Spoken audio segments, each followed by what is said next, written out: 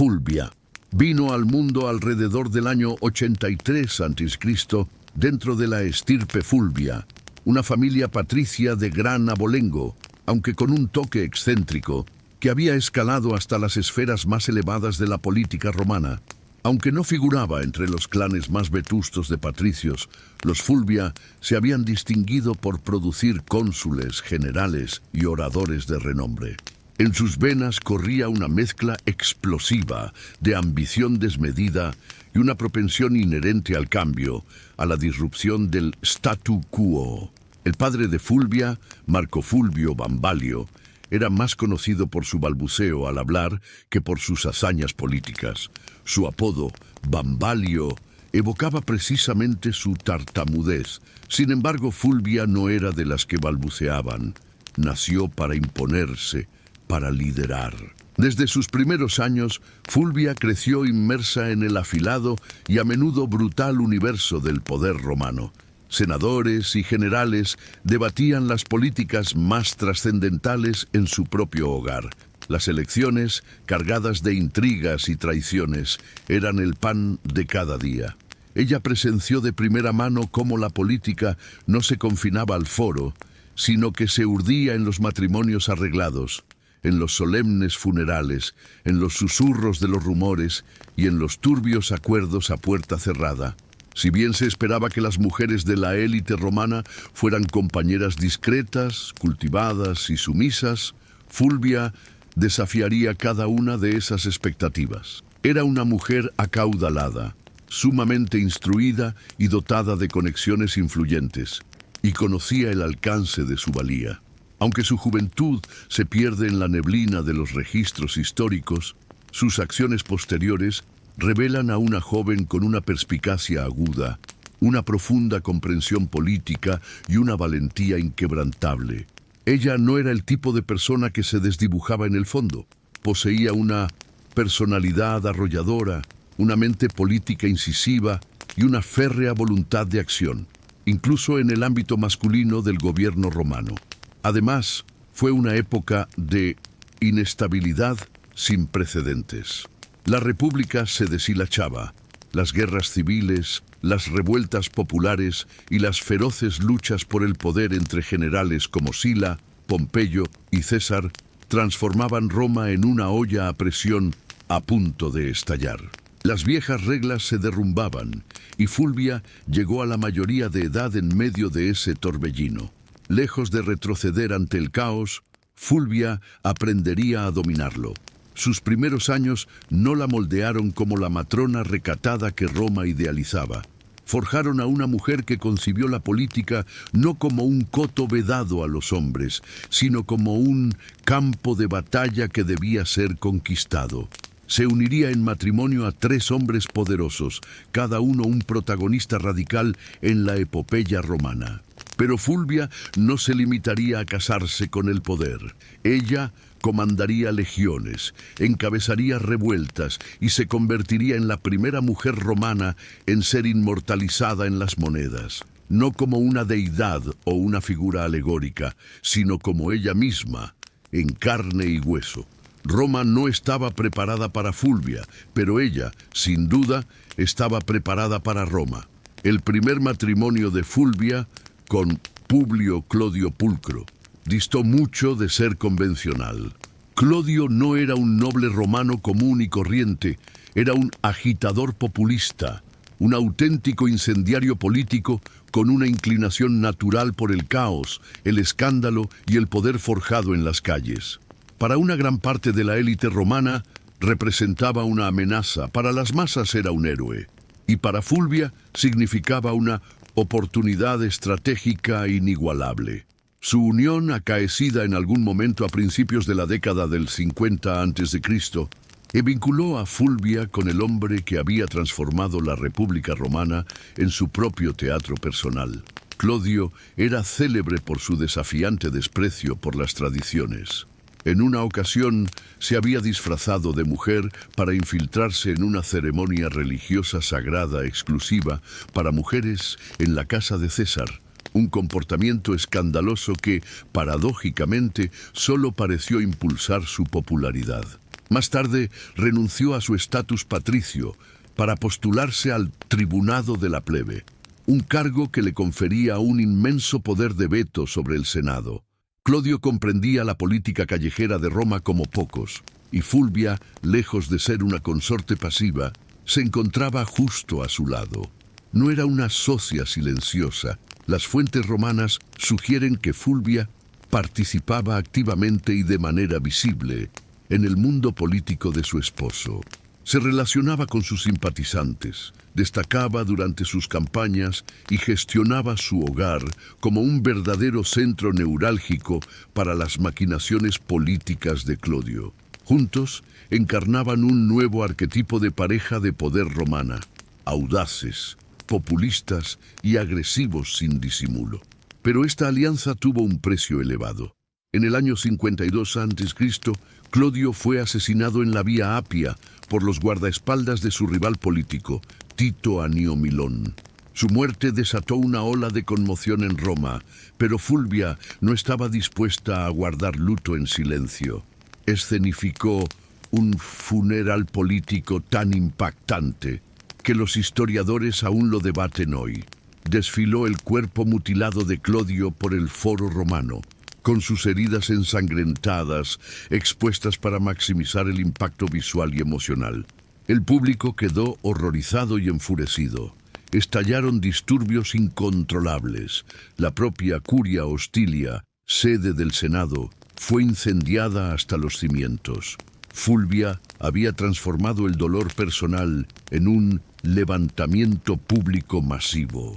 Este fue su primer gran acto político trascendente y fue un éxito rotundo. Su habilidad para manipular la emoción colectiva, utilizar el espectáculo como una herramienta estratégica y blandir el legado de su esposo como un arma, la elevó a una posición sin precedentes en la política romana.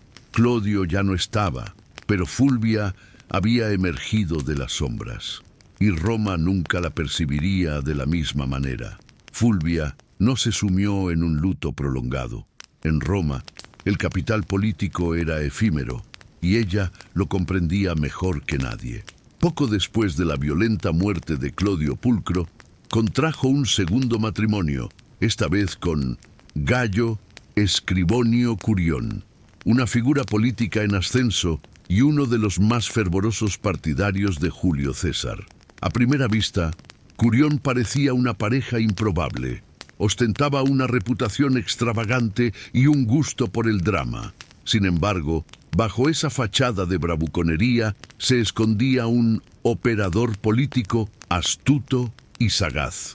Como tribuno de la plebe en el año 50 a.C., Curión ejerció una influencia colosal durante uno de los periodos más volátiles de Roma. La república pendía de un hilo, oscilando entre la guerra y la paz, entre las ambiciones desmedidas de César y la resistencia férrea del Senado. Fulvia vio en Curión no solo a un esposo, sino un puente estratégico hacia el siguiente bastión de poder. Esto no fue un mero rebote romántico, fue una alianza fríamente calculada. Con Clodio fuera del panorama, Fulvia necesitaba un nuevo anclaje político, alguien que pudiera continuar el legado populista que su primer marido había edificado y que, además, contara con el respaldo de César. Curión cumplía ambos requisitos. A través de él, Fulvia permaneció profundamente inmersa en las cambiantes dinámicas de poder de Roma. No se limitó a casarse con el movimiento, contribuyó activamente a moldearlo. Fulvia se aseguró de que los partidarios de Clodio siguieran activos, renombrando su causa bajo el liderazgo de Curión y manteniendo a las masas urbanas fervientemente comprometidas con la política. Pero el mundo romano se precipitaba hacia el colapso con una velocidad alarmante. Las tensiones entre César y Pompeyo culminaron en una guerra civil abierta. Curión se lanzó a la contienda, tomando partido por César. Fulvia, como siempre, se mantuvo políticamente involucrada. Según los informes, ayudó a organizar el apoyo y a gestionar los recursos para la campaña de su esposo. En el año 49 a.C., Curión lideró una expedición militar a África para consolidar la posición de César, pero fue un desastre. Fue emboscado y asesinado por las fuerzas del rey Juba I de Numidia. Su muerte fue brutal y su ejército aniquilado. Una vez más, Fulvia enviudaba, y una vez más, Roma esperaba expectante para ver si se desvanecería en la oscuridad. No lo hizo. La muerte de Curión solo consolidó su estatus como una viuda política con una resiliencia formidable y peligrosa. Ya había perdido a 2 maridos a causa de la inestabilidad civil de Roma, y ambos habían perecido luchando por causas populares. Pero Fulvia estaba lejos de haber terminado. Su alianza más audaz y su capítulo más dramático estaban aún por desplegarse. El tercer y más célebre matrimonio de Fulvia fue con Marco Antonio, el ambicioso general y leal lugarteniente de Julio César. Su unión, forjada alrededor del año 47 a.C., no fue un mero vínculo romántico, fue una fusión estratégica de poder. Fulvia ya había demostrado su maestría en la política callejera romana. Antonio, que ascendía vertiginosamente en los escalafones militares y políticos, necesitaba ese tipo de apoyo perspicaz en Roma. Juntos, conformaron una de las parejas políticamente más potentes de la última república. Para el momento de su matrimonio, Fulvia no era ajena a la sangre y la traición. Había sepultado a 2 maridos y había superado a innumerables adversarios. Antonio tampoco era un extraño a los escándalos. Era un bebedor empedernido, un jugador compulsivo, y su vida personal era notoriamente caótica. Pero con Fulvia había hallado a alguien que podía hacer más que simplemente entretenerlo. Ella era capaz de defender sus intereses, mantener cohesionadas sus alianzas y movilizar a sus partidarios cuando él se encontraba ausente en campaña. Y Antonio, a pesar de su exterior brusco y temperamental, comprendía su valor intrínseco. Le permitió a Fulvia ejercer una autoridad que ninguna mujer romana había ostentado públicamente con anterioridad. Ella abría su correspondencia, emitía órdenes en su ausencia, participaba en reuniones influyentes y ejercía peso en los nombramientos. Las fuentes romanas, en su mayoría hostiles y con un sesgo misógino, la representaban como una figura autoritaria, ambiciosa y sedienta de poder. Pero lo que más les inquietaba no era su ambición, sino el hecho de que actuara como un hombre romano, en un mundo que no disponía de un lenguaje o una categoría para una mujer de tal calibre. Tras el brutal asesinato de César en el año 44 a.C., la República volvió a sumergirse en el caos. Antonio se apresuró a asegurar su posición como heredero político del magnicidio de César, pero fue Fulvia quien mantuvo el control de la propia Roma, mientras Antonio formaba el segundo triunvirato con Octaviano y Lépido. Fulvia actuó como su representante incansable en la capital, gestionando complejas redes de clientelismo, coordinando con las influyentes bandas callejeras y asegurándose de que los partidarios de Antonio permanecieran movilizados y leales. Incluso contribuyó a organizar la trascendental reconciliación oficial de Antonio con Octaviano, orquestando el matrimonio de su hija Clodia con este último, una alianza que, paradójicamente, implosionaría más tarde en público. En la esfera pública, Fulvia no solo se presentaba como la esposa de Antonio, sino como su apoderada y una fuerza política por derecho propio. Se acuñaron monedas romanas con la imagen de Antonio y su nombre. Un reconocimiento sin precedentes de su elevado estatus y de su influencia tangible. Ella no se ocultaba en las sombras del poder, se erguía bajo su pleno resplandor. Pero el poder en Roma era siempre un préstamo, y Fulvia estaba a punto de poner a prueba los límites de hasta dónde podía llegar una mujer antes de que la férrea estructura de Roma reaccionara violentamente. Mientras Marco Antonio estaba enfrascado en campañas militares y complejos tratos políticos por todo el vasto orbe romano, fue Fulvia quien dominaba las bulliciosas calles de Roma. Ella no era simplemente su cónyuge, era su regente de facto, en todo menos en el título. En una época donde la violencia, el soborno y la influencia cruda eran las herramientas que mantenían el orden, Fulvia demostró que podía desenvolverse en ese juego tan bien, o incluso mejor, que cualquier senador. Roma, sumida en las secuelas del asesinato de César, era un campo de batalla sin espadas. El poder se había convertido en un objetivo esquivo y en constante movimiento. Fulvia comprendía esta realidad y consolidó la autoridad de Antonio en la capital al convertirse en su sustituta política indiscutible.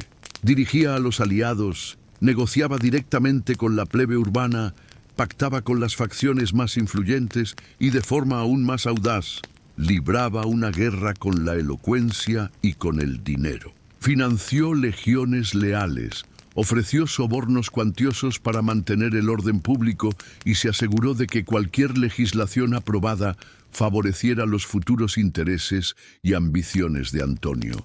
Algunas fuentes antiguas, especialmente las más hostiles y con un claro sesgo misógino, como Apiano y Dion Casio, retratan a Fulvia como una mujer manipuladora, de mal carácter e incluso belicosa, impulsada por una insaciable sed de poder. Sin embargo, bajo la exageración misógina subyace la figura de una mujer que participaba activamente en la política. En un mundo que carecía de cualquier protocolo o reconocimiento, para que una mujer hiciera algo más allá de tejer o guardar luto. Fulvia estaba tejiendo coaliciones políticas, respaldando a comandantes militares de alto rango e incluso emitiendo decretos, funciones que normalmente estaban reservadas exclusivamente para senadores y cónsules. También realizaba apariciones públicas frecuentes y mantenía relaciones sólidas y estratégicas con los soldados veteranos, un grupo demográfico políticamente vital en las encarnizadas luchas de poder de la última república. Mientras Antonio se encontraba de campaña en Oriente, Fulvia era a menudo el rostro visible de su autoridad en Italia, reuniéndose con centuriones, influyendo en decisiones cruciales sobre la distribución de tierras y recordándole a los soldados que su lealtad a Antonio conllevaba recompensas tangibles. Pero esta acumulación sin precedentes de poder tuvo un alto precio. Los aristócratas romanos, y en particular la facción alineada con Octaviano, el heredero de César y el rival cada vez más encarnizado de Antonio, resentían profundamente la influencia de Fulvia. La veían como una mujer entrometida con demasiada autoridad sobre las legiones, las leyes y las lealtades. Su capacidad para actuar sin la tutela masculina no solo era amenazante, era absolutamente sin precedentes en la sociedad romana. Fulvia no era ingenua. Sabía que la tensión entre Antonio y Octaviano crecía día a día. Podía ver que su alianza se estaba resquebrajando y comprendía algo que ninguno de los dos hombres parecía haber captado todavía. La república no era lo suficientemente grande para ambos, así que Fulvia comenzó a prepararse para la siguiente fase. Ya no la diplomacia, sino la confrontación abierta y directa. En el año 41 a.C., en Fulvia llevó a cabo lo impensable. Se lanzó a la guerra contra Octaviano, el futuro Augusto, y no lo hizo en silencio. Con su esposo, Marco Antonio, aún desplegado en Oriente, Fulvia y Lucio Antonio, el hermano menor de Antonio y cónsul en ese momento, asumieron la audaz tarea de desafiar la autoridad de Octaviano en Italia. La causa, supuestamente, era defender los intereses de Antonio y proteger los derechos sobre la tierra de los veteranos romanos leales a él, que Octaviano había estado expropiando. Sin embargo, bajo esta fachada, las huellas de Fulvia eran inconfundibles. Esto no era simplemente política, esto era una rebelión militar liderada por una mujer romana. La primera y única vez en toda la historia romana que una mujer provocaría y organizaría activamente una guerra civil. El conflicto, tristemente célebre como la Guerra de Perusia, fue desencadenado por el polémico programa de redistribución de tierras de Octaviano, que desplazó a muchos italianos para recompensar a sus soldados veteranos. Fulvia, con su aguda astucia política, aprovechó el creciente descontento popular, retratando a Octaviano como un tirano despiadado y un traidor al glorioso legado de César. Con Lucio actuando como su figura pública en el Senado y Fulvia orquestando meticulosamente detrás de escena, lograron levantar 8 legiones y tomaron la estratégica ciudad de Perusia, la actual Perugia, que no quepa duda, esta fue, en esencia, la guerra de Fulvia. Las fuentes antiguas, a pesar de su sesgo, sugieren que ella estaba mucho más comprometida con el conflicto que el propio Lucio. Ella reunía a las tropas, encendía el espíritu público con discursos apasionados e incluso se carteaba directamente con los generales en el campo de batalla. Roma bullía con los rumores de que Fulvia comandaba legiones, emitía órdenes militares y forzaba a Lucio a confrontaciones que él, por su parte, preferiría haber evitado. Octaviano, aunque inicialmente sorprendido por la audacia de Fulvia, actuó con rapidez y determinación. Sitió Perusia durante el crudo invierno del 41-40 a.C., cortando todos los suministros y castigando la ciudad con una implacable ofensiva hasta su rendición. Fulvia, atrapada entre la menguante escasez de alimentos y la percepción de traición política por parte de Antonio, vio cómo su audaz apuesta se desmoronaba trágicamente. A principios del 40 a.C., la ciudad se rindió. Lucio Antonio fue perdonado, probablemente como un gesto calculado de Octaviano para evitar alienar por completo a Marco Antonio. Sin embargo, Fulvia fue exiliada sin miramientos. La mujer que una vez había comandado disturbios, orquestado matrimonios, dirigido ejércitos y moldeado la opinión pública, ahora era considerada demasiado peligrosa para el sagrado suelo romano. Fue enviada a Sición, en Grecia, una ciudad que se había convertido en una especie de purgatorio diplomático para los jugadores de poder caídos en desgracia. Allí esperaba ansiosamente reunirse con Antonio, pero Antonio no acudió a su llamado. La poderosa alianza entre marido y mujer se había erosionado en la neblina de la guerra y la distancia. Fulvia había actuado en su nombre, pero quizás sin su pleno consentimiento o aprecio por su iniciativa. Ella se había atrevido a hacer lo que ninguna mujer romana había hecho antes, librar una guerra civil, y ahora la República le había exigido el precio. Desterrada de Roma, Fulvia desembarcó en Sición, una ciudad griega que se había transformado en una especie de limbo para figuras políticas derrotadas. Había emprendido la guerra, no por un interés personal mezquino, sino en nombre de su esposo. Creía firmemente que estaba defendiendo los intereses de Marco Antonio, su honor y quizás la visión compartida que ambos albergaban para Roma. Sin embargo, lo que le esperaba en el exilio no era la bienvenida triunfal de una heroína, sino un silencio ensordecedor y la amarga indiferencia. Fulvia había arriesgado absolutamente todo, su estatus social, sus estratégicas alianzas e incluso su propia vida. Y no obstante, Antonio no se apresuró a su encuentro. De hecho, para el momento en que Fulvia arribó a Grecia, Antonio ya se encontraba profundamente enredado con Cleopatra en Egipto, ya fuera que su relación romántica hubiera comenzado o estuviera aún en ciernes. El simbolismo de la situación era aplastante. Mientras Fulvia levantaba legiones y se batía en Italia, Antonio disfrutaba de banquetes y la compañía de una reina. La traición caló hondo, no solo a nivel personal, sino también político. Fulvia había librado una guerra para proteger el poder de Antonio en Italia, y en respuesta, él la dejó completamente desamparada, sin apoyo ni reconocimiento. Algunos historiadores antiguos, notablemente Plutarco, sugieren que Antonio estaba furioso con ella por haber iniciado la guerra de Perusia sin su aprobación directa.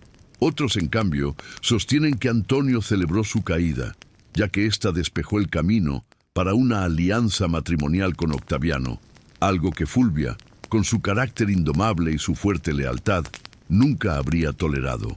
Aún así, Fulvia no se encontró completamente desprovista de apoyo. Algunas de las tropas de Antonio, que le eran ferozmente leales a ella, instaron a la reconciliación entre la pareja. Pero su salud había comenzado a flaquear de manera irreversible. Después de soportar un asedio extenuante, el dolor del exilio y la amargura de la traición personal, Fulvia falleció en Sición en el año 40 a.C.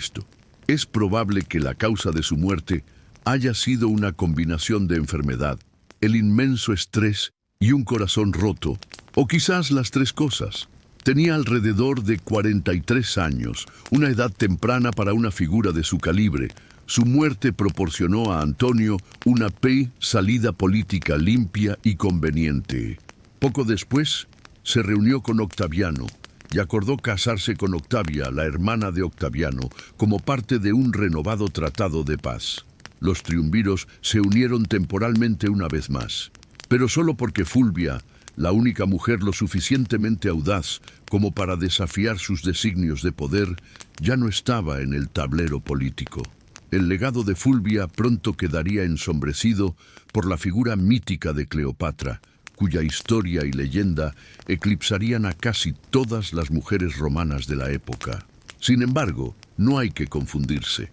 Fulvia fue el prototipo, sí. Ella no ejerció el poder desde detrás de una cortina. Ella marchó hacia él, se mantuvo en el centro del escenario y se atrevió a comandar ejércitos en un mundo que tradicionalmente trataba a las mujeres como meros objetos o parte del mobiliario.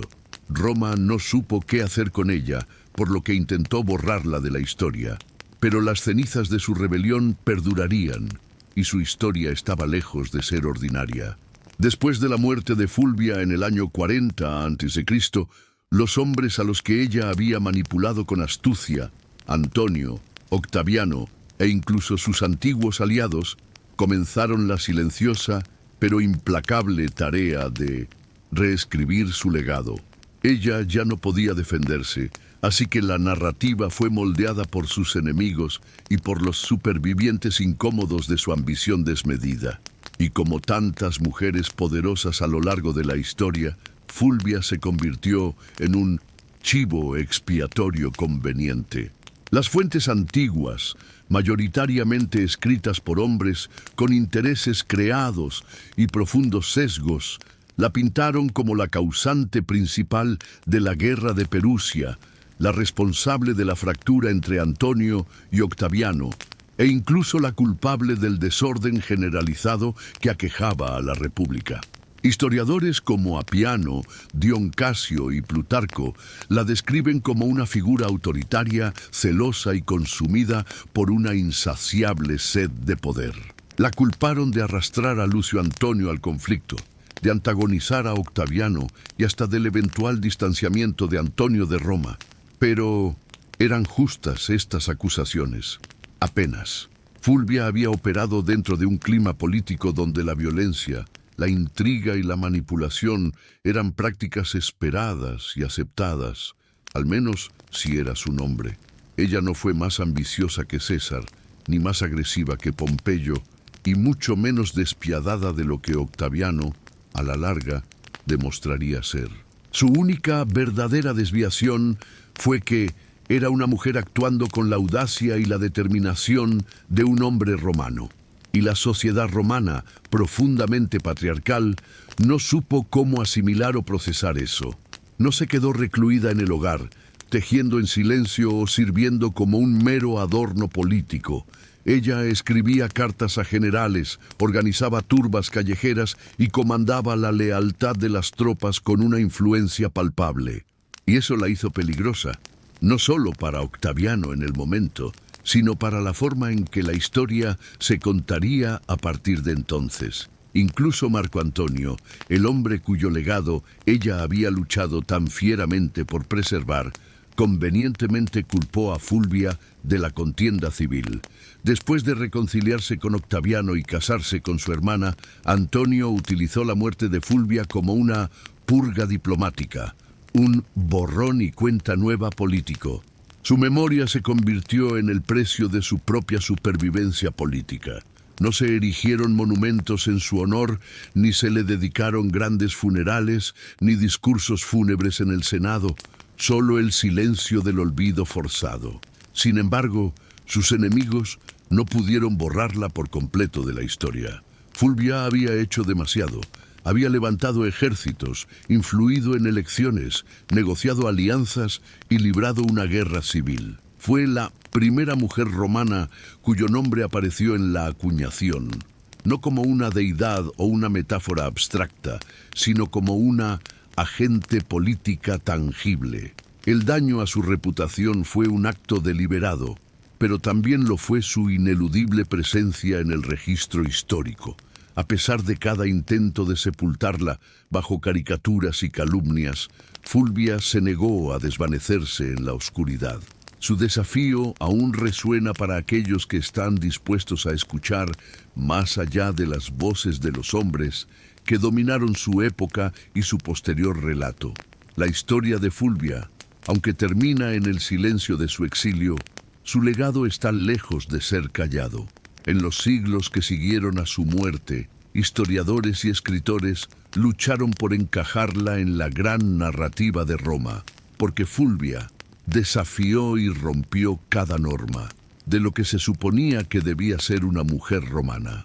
Ella no solo asesoró al poder desde las sombras, ella se convirtió en el poder mismo, y eso la hizo a la vez inolvidable y profundamente inquietante para un mundo patriarcal.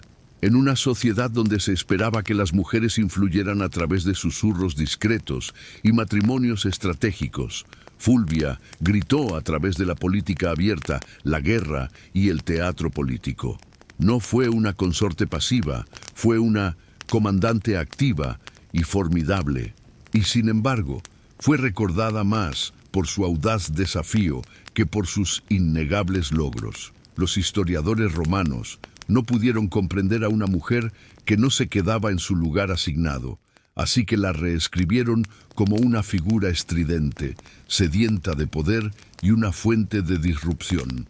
Pero si se lee atentamente entre líneas y se deconstruyen los prejuicios, emerge una figura completamente diferente. Fulvia fue la primera mujer romana en acuñar monedas con su nombre. Ella orquestó facciones políticas complejas, utilizó el matrimonio como un arma táctica y manipuló la política callejera romana con una eficacia asombrosa. Se movió a través de las turbulentas guerras civiles del siglo I a.C., no como una mera espectadora, sino como una protagonista activa y decisiva, una mujer cuya influencia aterrorizó a senadores y moldeó el destino de triunviros enteros. Su caída no se debió a la incompetencia, se debió a una combinación de factores cruciales, el momento histórico y fundamentalmente su género. Si hubiera nacido hombre, podría haber sido recordada como una segunda César o un Catón más carismático. En cambio, fue catalogada como la mujer malvada que se atrevió a demasiado. Aún así, su legado persistió silenciosamente, una semilla latente en el subsuelo de la historia. Mujeres romanas posteriores, como Livia Drusila, Agripina la Menor e incluso la propia Cleopatra, aunque de un mundo cultural diferente, operarían todas a la sombra que Fulvia ayudó a forjar. Ellas manipularían emperadores, empuñarían ejércitos y controlarían la sucesión. Pero Fulvia lo hizo primero y sin el manto protector de un título imperial.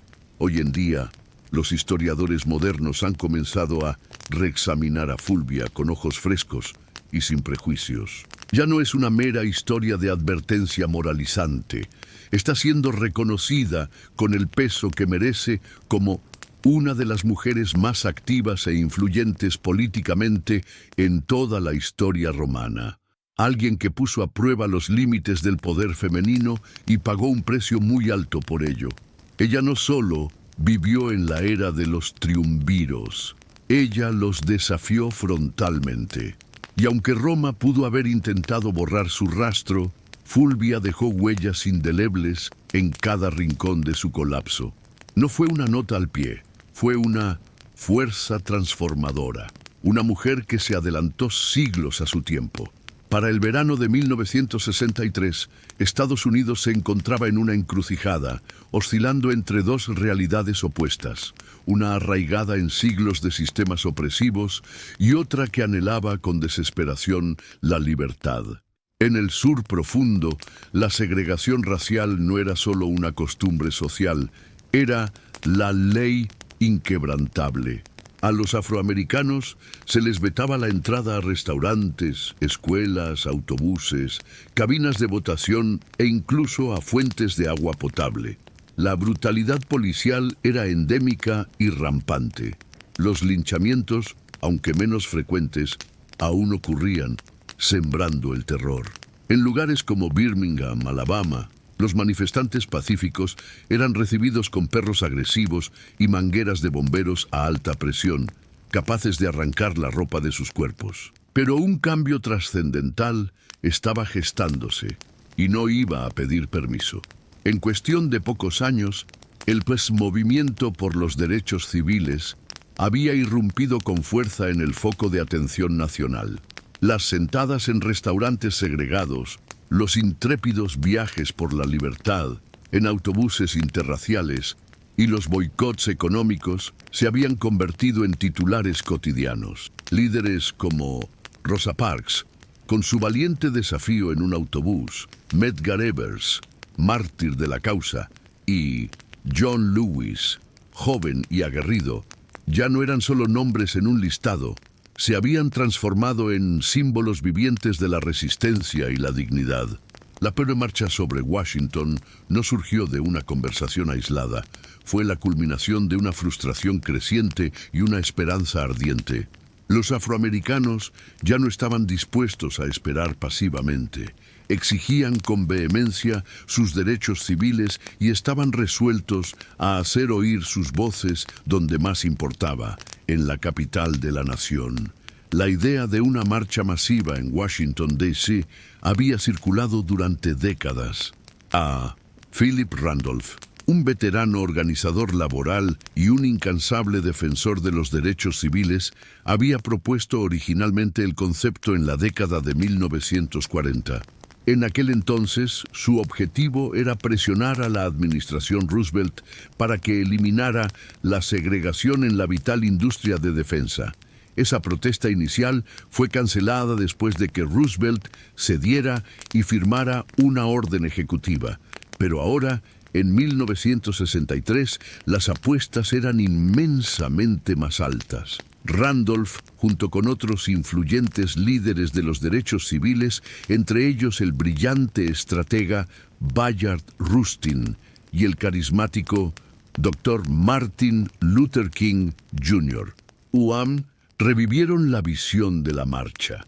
Y esta vez no solo marchaban por empleos, marchaban por dignidad, por el inalienable derecho al voto, por la desegregación total de las escuelas, por la igualdad salarial y, sobre todo, por el derecho humano fundamental a vivir libre de miedo y opresión. Más de una docena de las principales organizaciones de derechos civiles unieron sus fuerzas para planificar este colosal evento. A pesar de sus frecuentes desacuerdos tácticos e ideológicos, comprendieron el poder inmenso de un frente unificado. La cuenta regresiva había comenzado. Se estaban fletando autobuses desde todos los rincones del país. Se estaban distribuyendo volantes con una rapidez asombrosa. La información corría de boca en boca más velozmente que los periódicos de la época. Y en todo el territorio, los afroamericanos se preparaban para lo que se convertiría en uno de los momentos más inolvidables y trascendentales de la historia estadounidense. El sueño, con cada paso y cada voz que se unía, estaba cobrando forma. Organizar una protesta de cualquier magnitud en Washington, D.C. ya era una empresa gigantesca, pero planificar una para más de 250,000 personas, posiblemente más, parecía una locura. Desde el punto de vista logístico, sonaba como una auténtica pesadilla. ¿Cómo abastecer de comida y agua a tal multitud? ¿Cómo coordinar el transporte masivo? ¿Qué sistema de sonido sería suficiente? ¿Cómo manejar los baños, los equipos médicos, los permisos, el control de multitudes y los planes de seguridad en una ciudad tan concurrida? Y sin embargo, de alguna manera extraordinaria, lo lograron. En el epicentro de este caos controlado se erguía Bayard Rustin. Este hombre, a pesar de ser abiertamente homosexual y a menudo relegado a un segundo plano por las sensibilidades políticas de la época, era un maestro estratega incomparable. Rustin había estudiado la no violencia directamente bajo la tutela de los seguidores de Mahatma Gandhi en la India. Había marchado, había sido encarcelado en múltiples ocasiones, había sufrido golpizas brutales y había sido constantemente vigilado por el FBI, pero nada de esto lo amedrentaba. Vio la marcha sobre Washington como una oportunidad histórica para mostrar al mundo lo que la protesta no violenta, disciplinada y organizada con precisión militar, podía lograr. En solo 8 semanas, Rustin y su dedicado equipo transformaron una idea ambiciosa en una deslumbrante realidad. La marcha fue oficialmente denominada Marcha sobre Washington por el Trabajo y la Libertad, y su mensaje fue deliberadamente enmarcado para abrazar tanto la justicia racial como la oportunidad económica. Ese doble mensaje no fue una coincidencia, sino una elección estratégica. Si bien el Dr. King se convertiría más tarde en el símbolo espiritual y la voz resonante del día, fueron Randolph y Rustin quienes se aseguraron de que las demandas de la marcha abordaran tanto el desempleo endémico, el establecimiento de un salario mínimo vital y los derechos de los trabajadores, como las libertades civiles fundamentales. Mientras tanto, las tensiones políticas bullían bajo la superficie. El presidente John F. Kennedy y su administración estaban nerviosos, profundamente nerviosos. Temían con razón que la marcha pudiera degenerar en disturbios, provocar una reacción violenta de la población blanca o, lo que era peor, resultar en un derramamiento de sangre masivo en la capital. Los líderes de los derechos civiles, por su parte, les aseguraron con firmeza que la protesta sería intrínsecamente pacífica. Aún así, la Guardia Nacional fue puesta en alerta máxima. Los hospitales de Washington, D.C. fueron avisados para estar preparados, y la venta de alcohol fue prohibida en la ciudad durante todo el día del evento. Incluso se les dijo a los trabajadores federales que podían quedarse en casa, previendo posibles interrupciones o altercados. Y luego estaba la crucial cuestión de la unidad interna. Las 6 grandes organizaciones de derechos civiles, NAACP, CORE, SNCC, SCLC, Liga Urbana Nacional y la Hermandad de Porteros de Coche Cama de Randolph, a menudo chocaban ferozmente en cuanto a tácticas e ideologías. Algunos líderes abogaban por una acción más radical y confrontativa, mientras que otros preferían la diplomacia y la moderación. Los jóvenes e impetuosos activistas del SNCC estaban cada vez más impacientes con la lentitud del cambio y la insistencia de la generación mayor en un enfoque más cauteloso. CORE compartía frustraciones similares, pero para este día en particular, la unidad se consideró primordial, un imperativo que trascendía las diferencias internas. Todos estuvieron de acuerdo en una cosa innegable: el tiempo del silencio y la paciencia había terminado. El plan de Rustin se leía como una meticulosa operación militar. Cada autobús y tren estaba rastreado. Cada orador tenía un tiempo estrictamente cronometrado al minuto. Cada ruta designada contaba con equipos de comisarios entrenados en el control de multitudes y la no violencia. No estaban simplemente organizando una marcha, estaban orquestando un momento decisivo que sacudiría la conciencia de una nación. El 28 de agosto de 1963, un sofocante miércoles en Washington, D.C. El sol ya quemaba a las 9 de la mañana y la humedad se adhería a la piel como una segunda piel. Pero nada de eso los detuvo. De cada rincón del país llegaron negros, blancos, jóvenes, ancianos, estudiantes, clérigos, obreros y celebridades. Algunos vestían sus mejores galas dominicales, otros apretaban pancartas de protesta. Vinieron en autobús, en tren, en coche compartido e incluso a pie. Más de 250. 0 personas en total, convergiendo en el National Mall como una marea creciente de esperanza y determinación. Y sin embargo, a pesar de la magnitud, no hubo caos. Contrario a los temores del gobierno de disturbios y desorden, la escena era asombrosamente tranquila y organizada. Voluntarios dirigían el flujo de personas. La Cruz Roja repartía agua incansablemente, grupos de manifestantes cantaban canciones de libertad, se tomaban de las manos y aplaudían a medida que llegaban más marchantes. Se podían escuchar coros de gospel cerca de la piscina reflectante y los cánticos de empleos y libertad resonaban en las columnas de mármol del majestuoso monumento a Lincoln. También se unieron celebridades: Harry Belafonte, Sidney Poitier, Paul Newman, Marlon Brando, Joan Baez, Bob Dylan, entre muchos otros. Pero nadie estaba allí buscando autógrafos. Estaban allí para presenciar y participar en la historia, para prestar sus voces a una causa mucho más grande que cualquier individuo.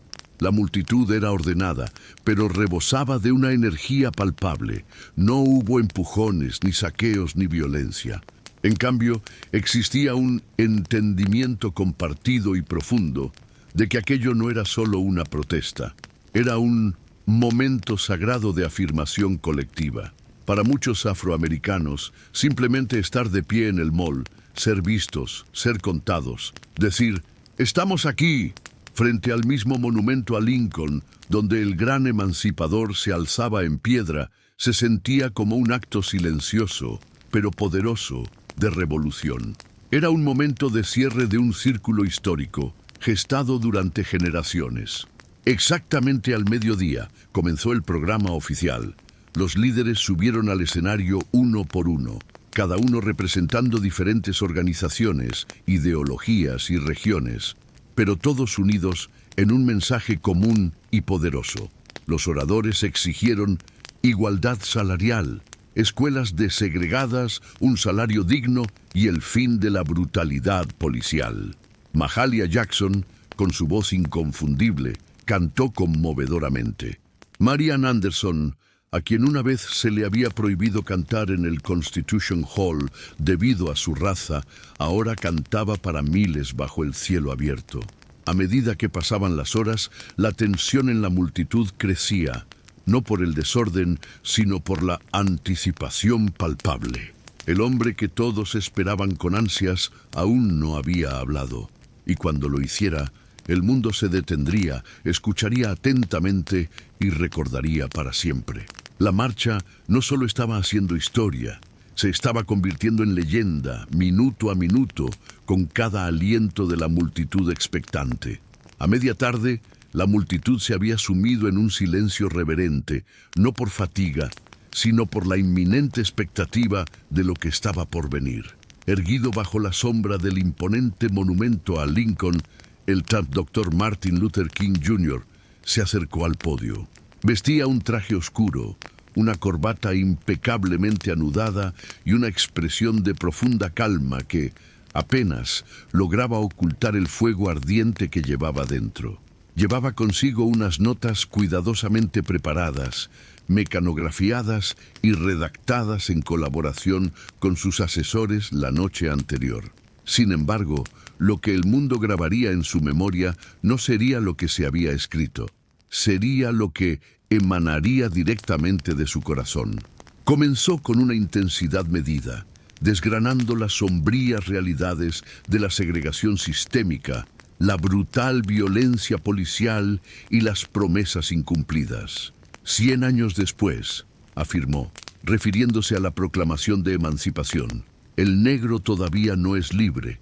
Su voz subía y bajaba con la cadencia de un sermón apasionado.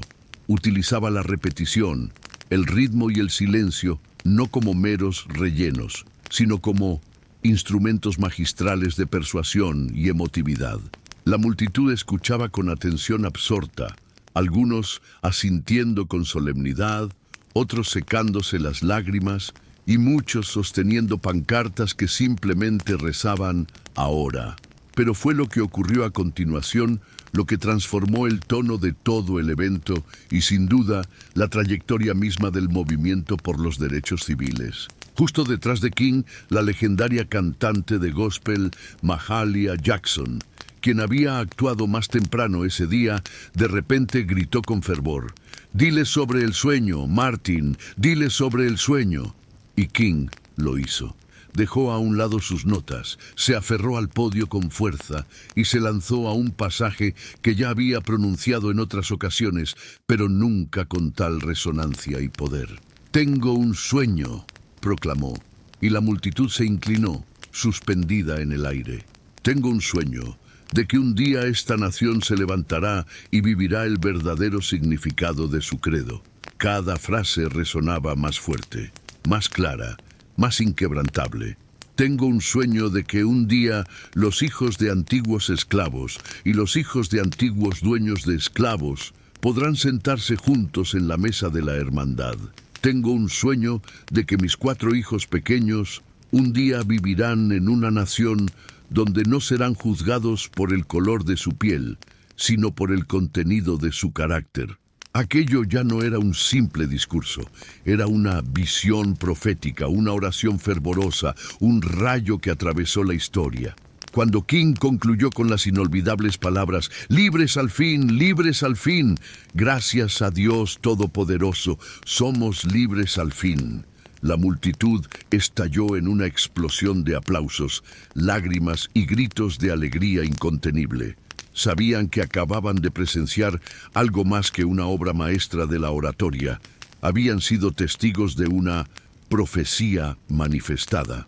El poder trascendente de la marcha sobre Washington no residía únicamente en los discursos elocuentes o en la emotiva música. Residía fundamentalmente en la gente misma, en la escala abrumadora de la humanidad que se congregó ese día. Llegaron de Mississippi, Michigan, Alabama, Nueva York, California y de cada rincón intermedio del país. Algunos eran activistas experimentados que ya habían participado en docenas de marchas. Otros, en cambio, nunca habían abandonado sus ciudades de origen hasta ese preciso momento. Empacaron sus almuerzos con anticipación. Viajaron en autobuses durante más de 20 horas ininterrumpidas y durmieron en sus ropas de iglesia, todo con el único propósito de estar allí, de ser parte de ese instante histórico. Muchos eran personas comunes, amas de casa, maestros, trabajadores siderúrgicos, empleados postales que no se concebían como figuras políticas, sino como testigos esenciales de un cambio generacional. No solo deseaban un cambio, ellos mismos eran la encarnación de ese cambio. También había niños en la multitud, niñas afroamericanas con cintas de colores vibrantes en el pelo, niños pequeños con pancartas dibujadas a mano con mensajes poderosos. Padres y madres alzaban a sus hijos sobre los hombros para que pudieran vislumbrar el monumento a Lincoln a lo lejos y escuchar las voces de los oradores amplificadas por los altavoces. Para ellos, aquello no era simplemente un evento, era el comienzo tangible de un mundo nuevo, más justo y prometedor. Algunos rostros destacaron por su significado histórico. Estaba un joven John Lewis, de apenas 23 años, representando al Comité Coordinador Estudiantil No Violento, SNCC. Su discurso original había sido tan ardiente, tan inflexible en su exigencia de justicia, que los líderes de mayor rango le pidieron que lo atenuara apenas minutos antes de subir al escenario. Él accedió, pero apenas. Su llamado a un cambio radical y su crítica a la lentitud del progreso aún sacudieron profundamente a la multitud. Y luego estuvo Daisy Bates, la única mujer en hablar ese día no en su propio nombre, sino leyendo una declaración preparada en representación de otras mujeres líderes de los derechos civiles. Los organizadores habían enfrentado críticas por dejar de lado las voces femeninas. El breve pero poderoso mensaje de Bates subrayó una dura realidad. Incluso dentro de un movimiento que luchaba por la igualdad, algunas voces aún tenían que esforzarse para ser plenamente escuchadas. También estuvieron presentes organizadores sindicales, rabinos, monjas, sacerdotes y estudiantes de todos los orígenes y credos. No todos estaban de acuerdo en la estrategia. Algunos favorecían la no violencia de King, otros se inclinaban hacia la postura más militante y confrontacional de Malcolm X. Pero por ese único e irrepetible día, esas diferencias quedaron en segundo plano. La unidad prevaleció, un testimonio del compromiso colectivo. Fue una sinfonía visual de la posibilidad estadounidense. Manos blancas y negras entrelazadas en solidaridad, botones de libertad ahora, prendidos con orgullo en los pechos, y el sonido unísono de 250.000 almas respirando como una sola. Los rostros en la multitud no solo observaban cómo se desarrollaba la historia, la estaban moldeando activamente, y ninguno de ellos olvidaría jamás lo que experimentaron ese día.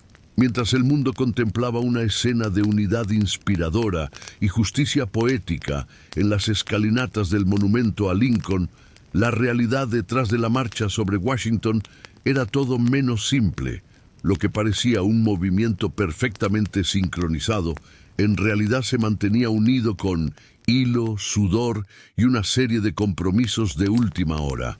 Bayard Rustin, el arquitecto principal y cerebro logístico de la marcha, tuvo que lidiar no solo con los desafíos organizativos masivos, sino también con complejas luchas políticas internas. Estaba constantemente bajo un intenso escrutinio, no solo por su identidad, era abiertamente homosexual y excomunista, sino porque algunos líderes de derechos civiles temían que su perfil pudiera ser utilizado para desacreditar el movimiento en su conjunto.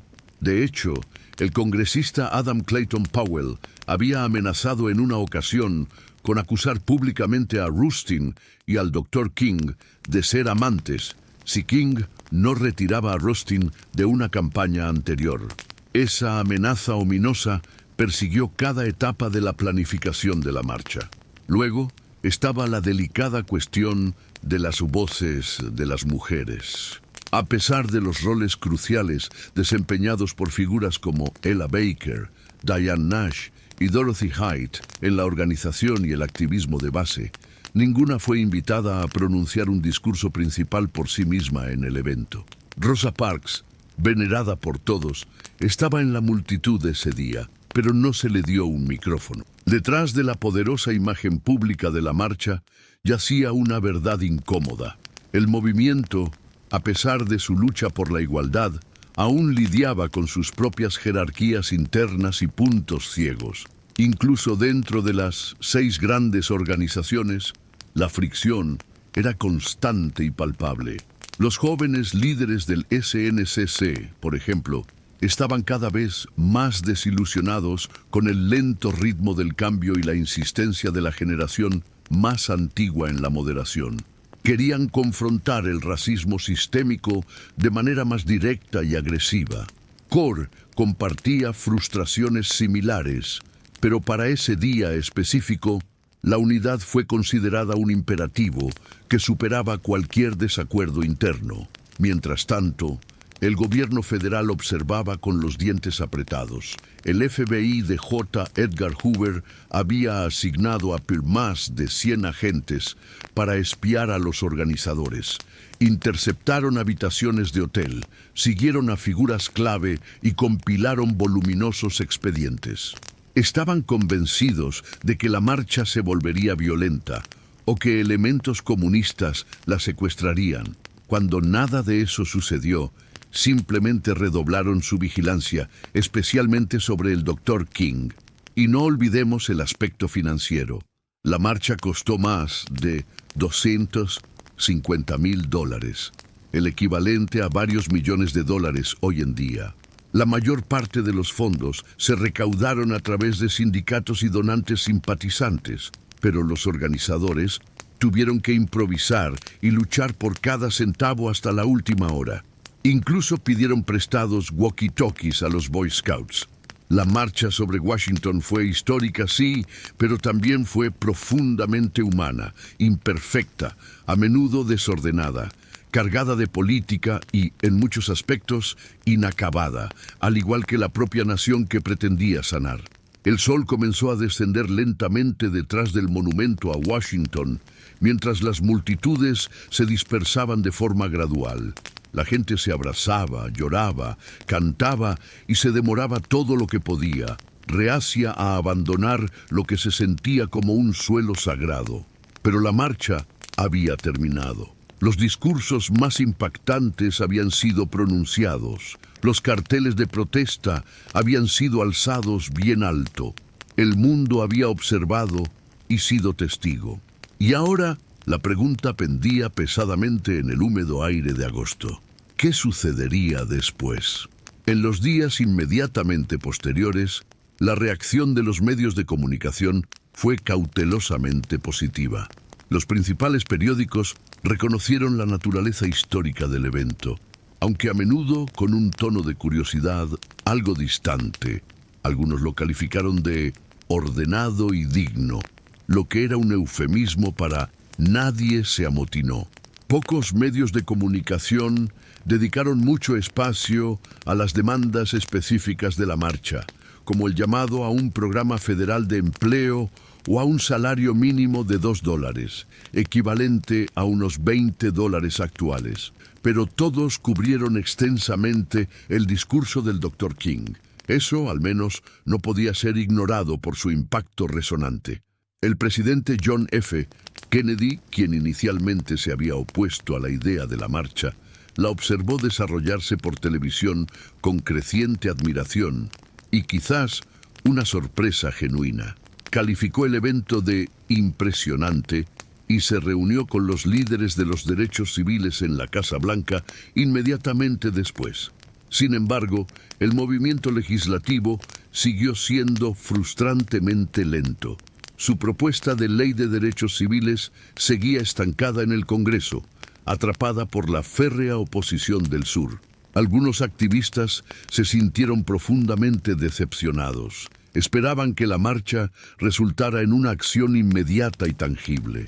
En cambio, volvieron a la agotadora rutina: organizar, marchar, resistir y lamentar a aquellos que pagaron el precio más alto por la justicia. Apenas unas semanas después, esa dura realidad golpeó con una fuerza devastadora. El 15 de septiembre de 1963, 4 niñas afroamericanas fueron brutalmente asesinadas en el atentado con bomba de la Iglesia Bautista de la calle 16 en Birmingham. El sueño había sido expresado, sí, pero la pesadilla estaba lejos de haber terminado. Aún así, algo fundamental había cambiado. La marcha sobre Washington marcó una nueva fase crítica en el movimiento por los derechos civiles. Demostró de manera innegable que la protesta masiva podía ser disciplinada, inmensamente poderosa e imposible de ignorar. Reunió una coalición más amplia y diversa que nunca antes: sindicatos, líderes religiosos, celebridades, estudiantes y estadounidenses de clase trabajadora, todos en un solo lugar, unidos por un ideal de justicia compartida. Y lo más importante de todo, le dio al movimiento una voz icónica, un sueño elocuente, un discurso inmortal que sería citado, estudiado y resonaría a través de los años y las fronteras. La marcha había concluido, pero el verdadero camino apenas comenzaba. y ese camino pronto pasaría a través de la sangre de los mártires, la promulgación de leyes transformadoras y una profunda metamorfosis social. La marcha sobre Washington no solo estremeció la conciencia de América, remodeló su paisaje moral y político de manera permanente. Lo que había comenzado como un audaz acto de protesta se convirtió en una piedra angular fundamental del legado del movimiento por los derechos civiles, alterando de forma irreversible la comprensión de los estadounidenses sobre la justicia, la democracia y el poder inalienable de la acción colectiva. En términos legislativos, la marcha no generó victorias instantáneas, pero sí creó un impulso imparable y una presión pública ineludible. Menos de un año después, en julio de 1964, el presidente Lyndon B. Johnson promulgó la trascendental Ley de Derechos Civiles. Esta legislación histórica proscribió la segregación en lugares públicos y prohibió la discriminación laboral basada en raza, color, religión, sexo u origen nacional. Y en 1965 siguió la igualmente crucial Ley del Derecho al Voto, atacando el corazón mismo de las leyes Jim Crow que habían negado el sufragio a millones de afroamericanos. ¿Habrían sido aprobadas estas leyes sin la marcha? Posiblemente, pero ¿habrían tenido la misma fuerza moral, la misma presión pública innegable que las impulsó?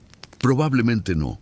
Para el Dr. Martin Luther King Jr., el discurso de aquel día lo catapultó a una nueva esfera de influencia. Pasó de ser un líder respetado a un ícono global y una figura moral de proporciones universales. Pero la fama, como a menudo sucede, vino con un alto costo. Vigilancia constante, amenazas de muerte y, finalmente, su trágico asesinato en 1968.